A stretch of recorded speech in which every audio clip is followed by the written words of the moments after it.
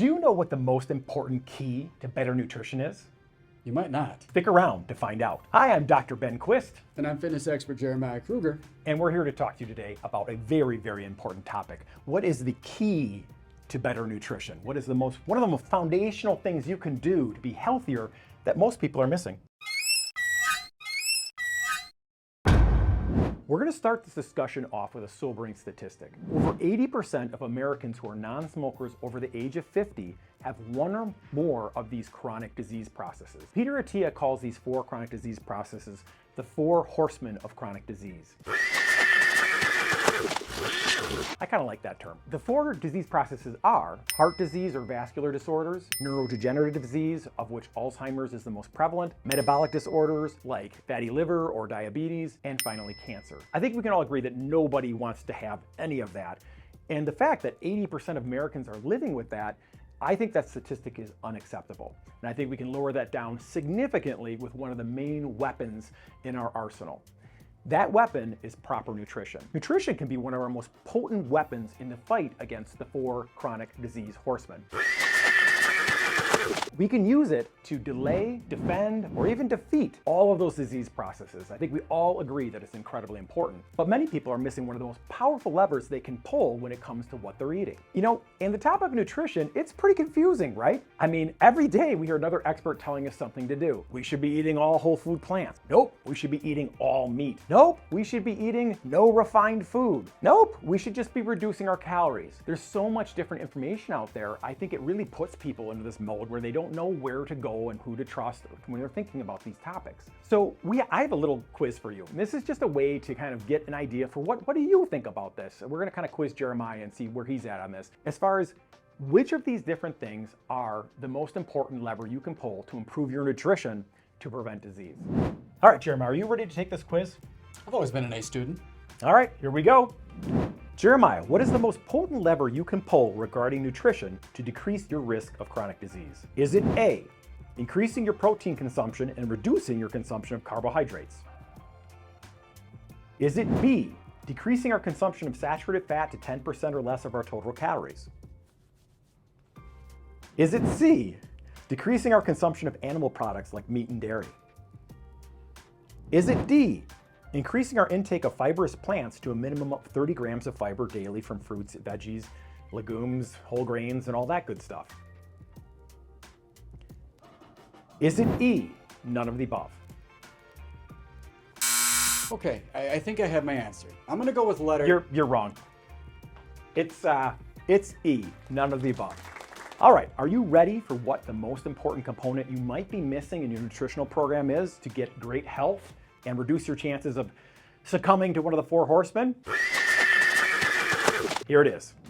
Okay, here's the most important key consideration: chronic overnutrition. Most Americans are eating more than their bodies need over extended periods of time, and it's doing your body a lot of damage. It might not be as important as what you're eating, it's just that we're eating too much of everything. For many people, the only time they actually stop eating is when they're sleeping. This type of eating structure in your day can be just very detrimental to your health, and there's a lot of good research that supports that. In one recent study that I found very interesting on humans, it took 2 groups of individuals and it measured both groups as far as for markers of inflammation, markers of metabolic disease, cardiovascular disease, previous to starting the intervention.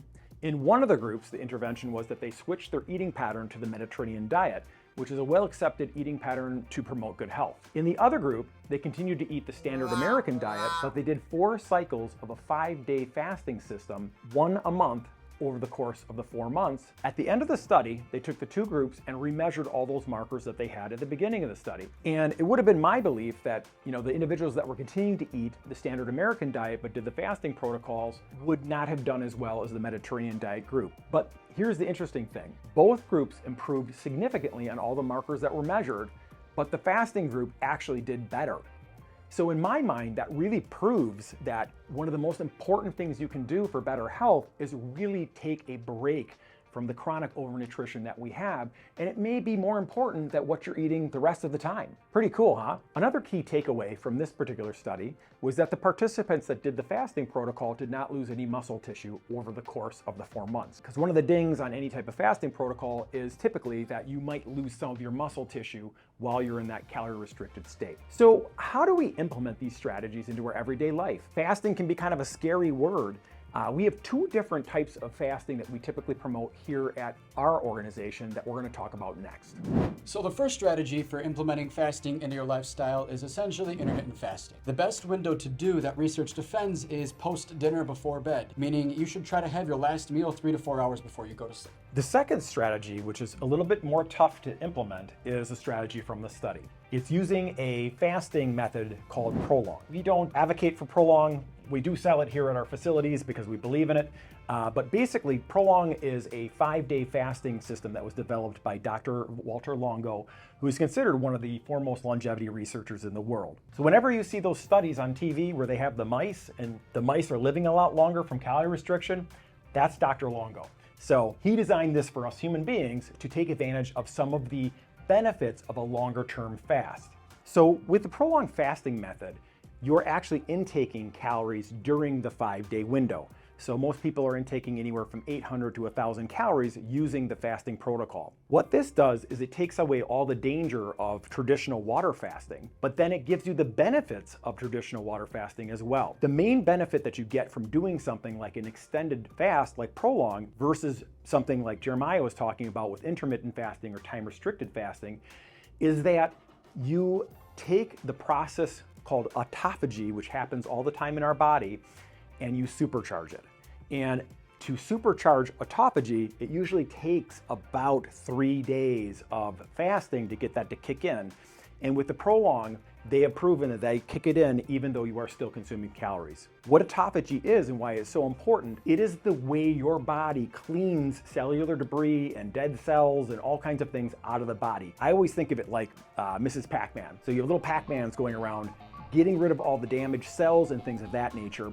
And when you have a period of low calorie, it kicks in or supercharges this response. And I think that's really where the magic of the kind of disease prevention effect of Prolong comes in.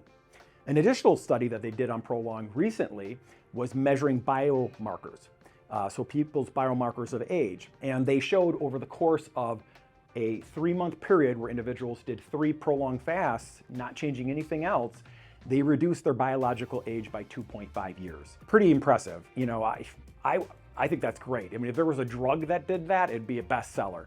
So we all have the power to do that just by reducing the amount of chronic overnutrition that we have in our lives. So again, Jeremiah and I are not spokespeople for Prolong, although we both do like and believe in the system. Some of the other cool things about this method of producing a 5-day calorie-restricted fast are that there have been studies done on muscle loss, because the big ding on fasting is that, hey, I'm going to lose all my muscle tissue while I'm fasting, and that indeed does occur when you're doing standard water fasting, but with the prolonged fasting, in the studies they have done, there's been no muscle loss over the period of the 5-day fast. The other cool thing, there are 20 other studies that have been done on human beings involving Prolong, so it is a very well-researched system that I think everybody should take advantage of if they think they can handle the 5 days. It's actually really not that bad, and we're gonna have a link in our video descriptions of a place that you can buy Prolong at a little bit of a discounted price.